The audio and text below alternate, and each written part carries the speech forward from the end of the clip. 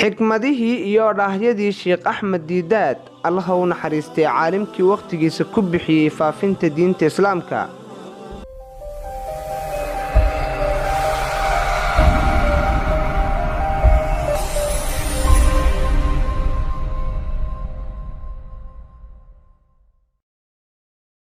qofna markii uu dhalanayay ma uusan dooran midabkiisa, nasabkiisa, hantidiisa iyo cidda uu noqonayo.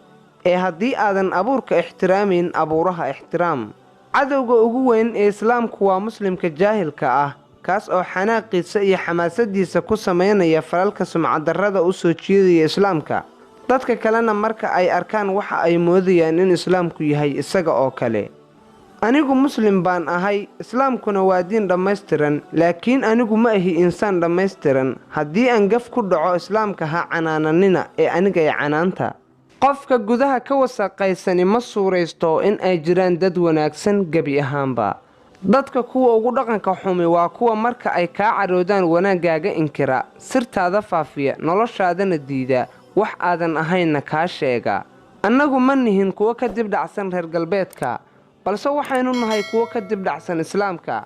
caalamka waxaan uga harnay kadib markii aan ka tagnay diinteenna. waa in aad Ilaahay ka filataa wax aanu garaadkaagu sugayn. Ilaahay wax walba waa uu awoodaaye. joogiddaada iyo la'aantaadu Islaamka waa isugu mid, balse adigu Islaamka la'aantiis waad lumaysaa xaqiiqdii. Islaamku adiga la'aantaa wuu guulaysanayaa, laakiin adigu Islaamka la'aantiis waad khasaaraysaa. waxaan aaminsanahay in Alla yahay kan keliya ee wax abuura. wuxuu inoo soo diray rusul iyo nebiyo si ay inoo hagaan. haddaad jeceshahay Alle, waa in aad jeclaataa Nebiga sallallahu calayhi wasallam.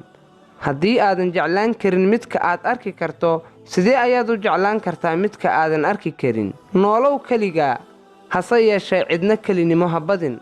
u noolow si qof weyn, ha ku noolaan isla weyni. Alla u noolow dartiisna u dhimo.